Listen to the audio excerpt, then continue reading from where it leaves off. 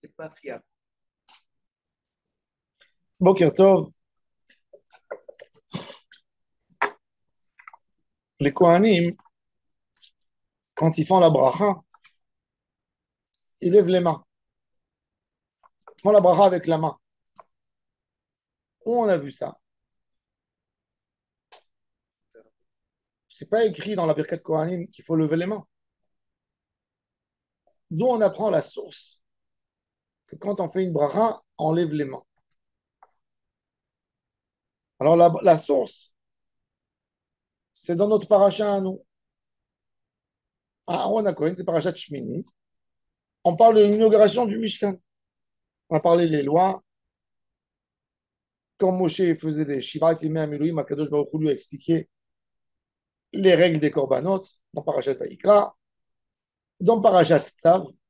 En fait, ici, on termine l'histoire du Mishkan. L'histoire du Mishkan, elle a commencé par Parashat Teruma Tetzavé, Kitisa Vayakel Pekudé. Moshe, quand il exerce les premiers jours de la construction du Mishkan, c'est les Yemei Amilouim. Donc là-bas, lui a été donné tout l'ordre de Parashat Vayikra et de Tzav. Et là, c'est Parashat Shmini, Vayi, Bayom Hashemini. Moshe appelle Aaron, tiens, prends les clés, c'est toi qui vas diriger. Aaron monte sur l'autel pour sacrifier le premier sacrifice de Aaron. Il amène la khatat, la ola, les shlamim. Il est écrit Vaïssa Aaron et Yadav el Ha'am Vaïvarechem. Vaïred me'asot hachatat ve'ola ve'ashtam.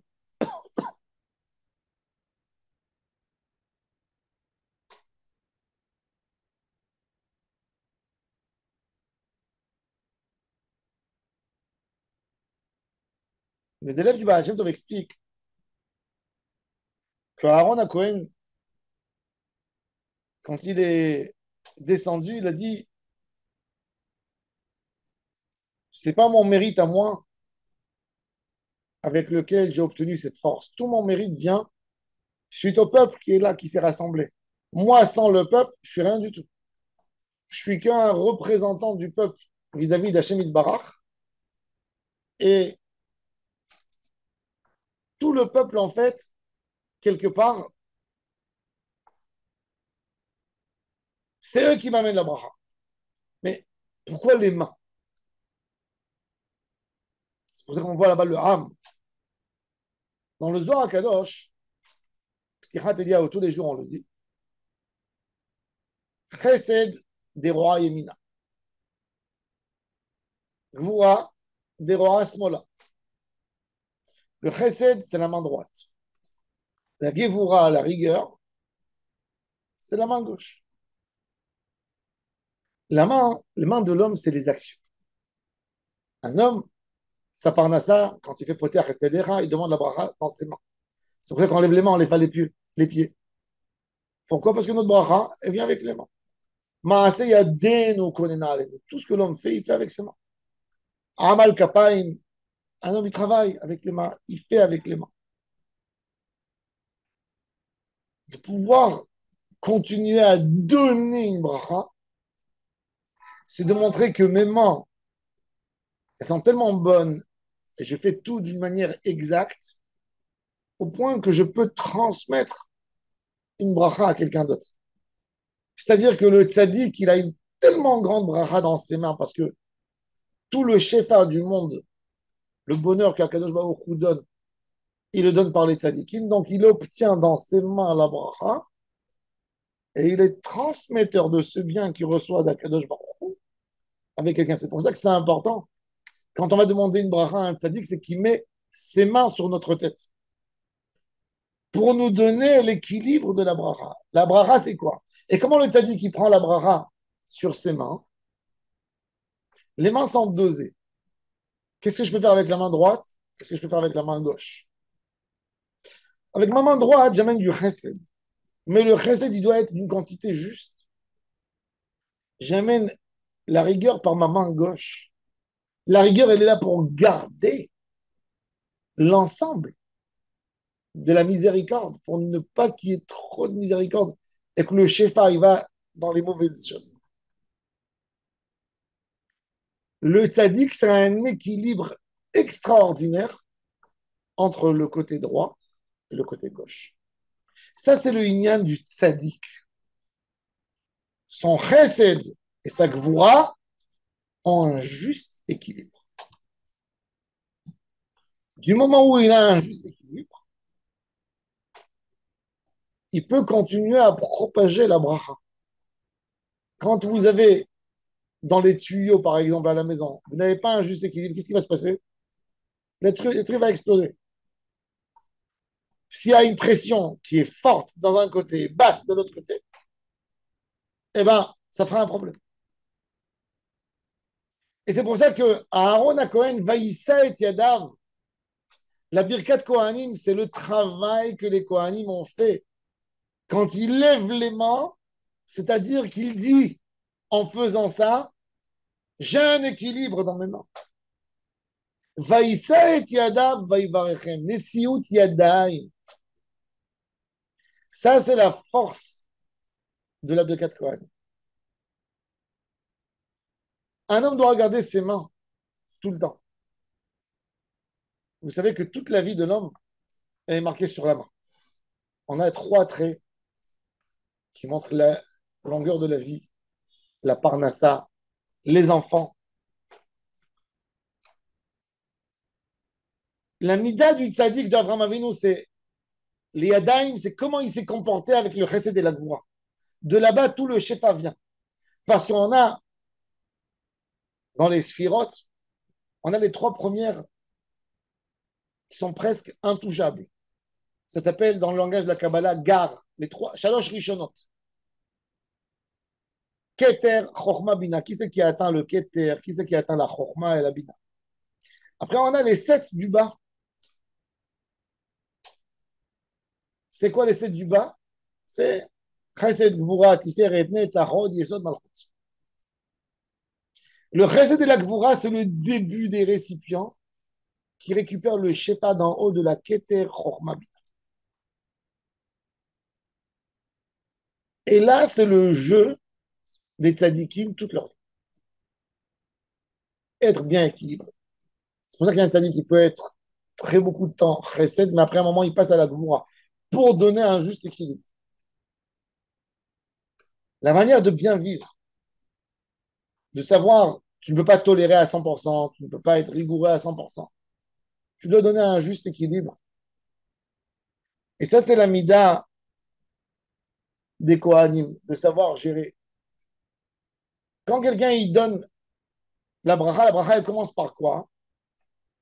Par Shar Kitchanu Mitzvotav et Tzivanu Levaech et Amo Israël Be'ahava.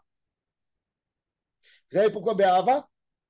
Parce que le chef, quand il commence, il descend dans les sphirotes, la sphira de droite, le chesed, il est avant la gauche.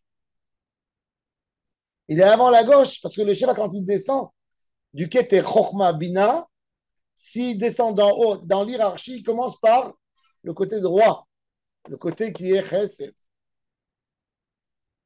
Et là-bas, il va passer à la gauche. Alors le Kohen, quand il fait la bracha, il amène le shefa au chesed. Et ça, c'est Be'ahava. Mais après, dans la birkat Kohanim qu'il va faire Yevar Echecha Hashem. Yevar c'est se propager. Veishmerecha, c'est quoi un chômeur? Un gardien. Il bloque, il ferme. Il met une barrière. Ça, c'est la gvura. Un homme qui a que du chesed, il se perd. Il se perd. Si vous avez un enfant, vous voulez l'éduquer à bien vivre. Un enfant où les parents, Baruch Hashem, ils ont une parnassa, Hashem leur a donné beaucoup. Il n'y a rien qui manque. Et le père, il dit à son fils, mon fils, ce que tu veux, tu viens, je te complète tous les trous que... L'enfant, il ne sait pas se gérer, il ne sait pas diriger une maison. Il prend des prêts, il bloque un trou, à la fin du mois, il y a son père qui vient, qui donne. Il bloque. Le mois prochain, pareil. Le mois d'après, pareil. Des années, pareil. Cet enfant ne va jamais savoir comment se diriger, comment avoir une situation, comment régler sa vie. Parce qu'il y a toujours, il y a une bracha du père, mais le père n'a pas fait de son fils un kéli qui est capable de reproduire lui-même de l'abondance et du je sais pas. Il mange ce que le père donne. Alors, est-ce que c'est une vraie bracha? Non, c'est pas réglé, il ne comprend pas les choses. Alors, on lui a fait une bracha, un chesed sans gvura. Et il faut de la gvura. Alors, la bracha, elle commence par Be'ahava, mais elle continue à la mida de la gvura, et c'est pour ça que les Kohanim, ils mettent les deux mains, chesed, mais en même temps gvura, pour avoir une bracha avec un équilibre. Ça, c'est le secret pour lequel les Kohanim, et c'est pour ça que dans la halacha, vous savez, aujourd'hui, les Kohanim couvrent les mains avec le talit. À l'époque du Beth Amikdash, ils avaient les mains nues. Mais avec la Gemara a dit que les enfants, les gens qui regardent les Kohanim quand ils font la bracha, ils s'abîment leurs yeux. Pourquoi? Parce qu'on voit deux feux contradictoires. On a du chesed d'un côté et de la gvoura, et on ne sait pas comment ça s'arrange. Les Kohanim, avec leur kavanot, ils arrivent à le mettre jusqu'au moment. Veyasem lecha shalom, c'est la dernière bracha, c'est que ça vit en harmonie. Les deux forces extrêmes. Qu'il y ait une harmonie entre les deux forces. Quand ça descend au niveau d'en haut, il y a le droit, la droite et la gauche qui se cognent entre eux. Ça ne tient pas. Et quelqu'un y voit du feu rouge et du feu blanc. Du feu rouge. Qu'est-ce que ça nous fait dans les yeux? Quand on passe de feu à feu, on est ébloui, ça nous fait mal à l'œil. Parce qu'il n'y a pas un juste équilibre. C'est pas comme un feu, un beau feu que vous voyez, une bougie qui éclaire. Vous pouvez regarder la flamme, il n'y a pas de problème. Parce qu'il est équilibré. La flamme, elle est équilibrée. Et ben, c'est ce qu'on a besoin. Et ça, c'est le secret de Birkat Kohanim. Yad Yemin et Yad Shemal. Quand vous faites une bracha à votre fils, il ne faut pas mettre qu'une main, la main de droite. Il faut prendre les deux mains et poser les deux mains sur sa tête et faire la bracha d'une manière équilibrée. Que la bracha que je lui donne, qu'elle soit bien gardée. Ça, c'est la gvoura. C'est pas moins important que la bracha du chesed. Vous faites à quelqu'un une bracha, qu'il ait de l'argent pour faire ce qu'il veut. Non, c'est dangereux. Qu'il ait de quoi vivre, de quoi être mesuré. Ça, c'est le secret de Aaron Cohen qui a levé les mains pour faire la bracha pour un Israël. Baruch Adonai leur l'âme. Amen.